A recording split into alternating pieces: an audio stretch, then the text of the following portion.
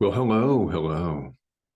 Isn't it nice to know that there's only so much harm you can do to yourself? There's only so much you can mess yourself up. Isn't that nice? Isn't that exciting as we get in our own way all the time here in the world? We identify with the ego, we identify with this sack of 80% water.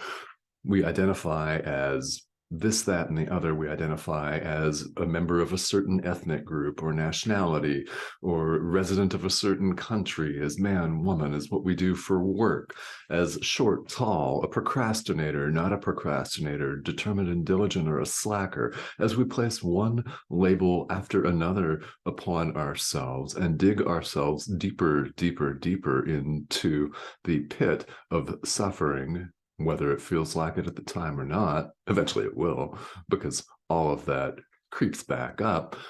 Isn't it nice to know that as we dig ourselves further and further into the hole, that there's a bottom to it? There's a limit placed on our ability to make ourselves suffer. As this section of the text puts it. Chapter 2, Part 3, The Altar of God, Paragraph 3, to be specific. There's a limit placed on our ability to miscreate. Isn't that nice? Yes, it is nice. We can only fuck ourselves up so much. To put it really bluntly. And why not? Because some bluntness is often necessary on the path, isn't it? Especially if we're really honest with ourselves. So, as always, I invite that. It helps a lot. We're talking about paragraphs 2 and 3 of this section, The Altar for God, and just a really quick review. Jesus gives us the visual image of a temple here. Now, you can call the building something else besides the temple, but we're going to use temple for the purposes of these videos. And he draws a distinction for us between the altar that sits at the center of the temple and the exterior of the temple, the building, the walls, the elaborate frescoes and decorations, the artwork, right? The paintings, if any, right? How it's adorned, how it's put together, how much care and time and effort is put into the exterior of the structure, and what the altar is at the center. And the more emphasis that we place on the exterior, the more we're running away from what really matters. The heart of the temple is not the exterior walls, it's the altar itself. And we're shown here in the very first paragraph of this section of the text that spiritual sight, vision, the vision of Christ, sees only the altar and not the exterior walls. Meanwhile, these things that I'm pointing to, the body's eyes, which merely reflect, after all, see only the exterior and not the altar. So we're invited here with this very helpful visual to place our attention and our focus on what really matters. It's the altar, what's inside, not what's outside. And he also says that considering your body as a temple is a step in the right direction. Why? Because then you'll take care of it and you'll show up for your brother as more healthy than you would have. So that's a start But as we know from the title of the last video, a hot bod's not enough. We've got to pay attention to the altar because that's really where the action is. It's what's inside. So we're talking about the atonement, and the atonement belongs at the center of the altar. The atonement, accepting that the separation never took place. Healing is another way of looking at that. Accepting that we're not separate. We're not separate from God. We never have been. We can't be. We can't be. That belongs at the center of the altar. The atonement, it undoes fear. It undoes fear and renders us whole. You could say it restores us, in a manner of speaking, to wholeness, which we recognize that we've never lost. We've never lost who we are. Ideas leave not their source. We've never left our source. There is only wholeness. But here in the world where we're running around identifying ourselves as one thing or another, getting in our own way, and yes, fucking ourselves up constantly, in this situation, we need A Course in Miracles, don't we? We need spiritual practice, whatever that looks like for you. We need spirituality. We need to place our focus on what matters, the altar, not the friggin' building. Really. And let's talk about paragraph 3 here. There's so much here. I invite you to read this one paragraph over and over and over and over again, because that's the message of hope, that we can only go so far in miscreation. We can only get in our own way so much. There's the bottom of the hole, after which we can't dig any further. Total acceptance of the atonement by every single living thing, no exceptions, is only a matter of time. It's a matter of time. This is what time is for, so that we may accept atonement for ourselves, so that we may forgive, so that we may realize we've never left our source in God. That's what it's for. So in this sense, it doesn't make any difference how long it takes. This is a question that often comes up on the path, isn't it? And it makes sense, doesn't it? I mean, doesn't it make sense that people would ask this question, well, how long is this going to take anyway? I don't know. I don't know. How long is it going to take? Do you accept atonement for yourself right now? Do you forgive the Son of God? Do you forgive yourself for dreaming all this? Never took place. Do you accept that? Do you accept truth just as it is? I don't know. How long is it going to take? It's up to you. This is what time's for, so that we may accept atonement for ourselves.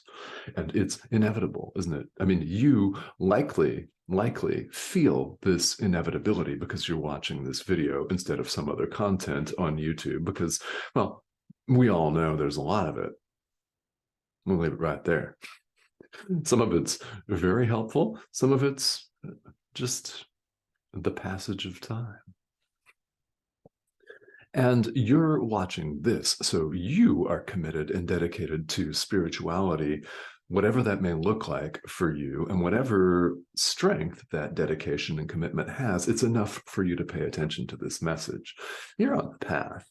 Can't go back. Isn't that exciting? It's only a matter of time. How much is up to each and every one of us. And we're shown, in fact, we've already seen here in the text, that we can save ourselves time, possibly thousands of linear years, lifetimes, by forgiving, by accepting atonement for ourselves, by recognizing and accepting that we've never left our source, ever. We can't. So this is the paragraph in which Jesus says, limits have been placed on our ability to miscreate. We can go off and miscreate as much as we want to, but eventually we're going to stop, guaranteed. Why? Because we may have an extraordinarily high tolerance for pain, and some of you do. If I'm speaking to you, you know, you've got an extraordinarily high tolerance for pain and suffering and self-flagellation. Whip, whip, whip. Yeah, you're mortifying the flesh, so to speak. You're beating yourself. You're clobbering yourself. You don't have to do it physically, of course. In your mind, you're clobbering yourself. There's a limit placed on this. And my hope is that this gives you comfort and uplifts you. Eventually, even though we might have a tremendous tolerance for bullshit and pain, eventually we're all going to hit that point where enough's enough. And we make the decision that I invite you to make right now to want the peace of God. And only that. If you haven't made that decision, all right, no problem. That's what time is for. And what Jesus is saying here is it's a certainty that each and every one of us will make this decision. It is certain that we'll all accept atonement for ourselves. And may that be right now for you. I would love that. Wouldn't you like that too? Really? Yeah. Yeah. And in this very paragraph, Jesus goes on to mention that there's going to come a point here where our tolerance for pain hits its limit, and we begin to realize and accept that there must be a better way. This is something I say all the time when I'm talking about your inner teacher, the Holy Spirit, Jesus, your guide or guides. At some point, we've got to listen to that inner voice that says there's got to be a better way, because there is a better way, a much better way. There's a way that leads to suffering and a way out of that, the way to let all of that go and go home, so to speak. And we recognize along this path that we've never left. There's, in fact, no place to go to. We simply disidentify with the ego. We set it aside. There is a better way, and at some point, we all recognize this. And then very, very appropriately and very rightly, Jesus goes on to talk about what this process may look like as you begin to want the peace of God and nothing else, as you begin to accept atonement for yourself more and more often, as you begin to forgive your brother for what he did not do. Forgive yourself for dreaming all of this extravaganza of a world that we see, with its ups and downs, the beauty and the extraordinary ugliness, conflict and strife. Yeah, all the crap that we see on the news, all that, right? As we begin to forgive all of that, there can, on the path, seem to be some real conflict, and it can be acute, as we're still invested partially in the ego and we want the peace of God. There seems to be a push and pull going on sometimes. And sometimes this can be pretty intense, can't it? It would be really lovely if we could just disidentify with the ego totally, all in one thought. Yet for almost all of us, it's a gradual process where we have to find ourselves and remember that we're getting caught up in this, and notice ourselves getting distracted and pulled back to our habitual tendencies and patterns, and apply the antidote, forgiveness. set the ego aside gradually, a piece at a time. It's a process, as we call it, for most of us. And yet we're reassured here that no matter how long that may take, the outcome, awakening in God, is as certain as God. You will wake up. You will. It's not an if. It's not an if. It's a when. In fact, we've never left our source. None of this actually ever took place.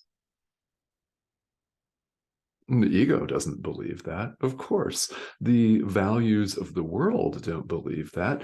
They think that every single thing that we appear to see is real, and we take it as real, and we wouldn't be here if we hadn't taken all of this as our supposed reality. Yet we know there's a better way. Deep down, we all know, and you're here practicing A Course in Miracles because this has risen to the surface for you. It's risen to the surface and it is filling your mind. Let it.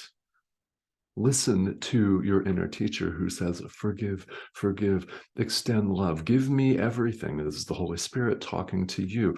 Give me everything so that I may use it for my purposes of extending love. This course aims to get us in touch with our inner teacher. And as we accept the sure and loving and certain guidance of our inner teacher, we begin to have a different experience here in the world. I can tell you certainly that it's possible to go through what we consider to be a normal life in the world, eating dinner, sleeping, going to the bathroom, paying bills, engaging in conversation with people on a level that they can understand and not believe that any of it is true and real. That's what's meant by being in this world and not of it. We're not of it. The central teaching of A Course in Miracles is that there is no world. We're at home in God and we've never left. We're simply awakening to that. We're awakening to the truth of who we really are. So happily, there are limits placed on our ability to miscreate. There are limits placed on our ability to take ourselves down the rabbit hole of suffering. And we can only go so far before we begin what looks like a journey back. And this is where I invite you to join me. As always, thank you for tuning in. The subscription button is right down here. That's the red arrow. And I would love to have you. If you have comments or questions, please feel welcome to leave them here. And thank you so much for your dedication and your practice and your love and your forgiveness. This is what I appreciate more than anything else that anyone could ever bring to the table, is your own practice, your dedication, your commitment to it. And let's all double down, triple down, and want the peace of God and only that. And guess what we'll see and experience? All right. Thank you so much. We'll see you soon.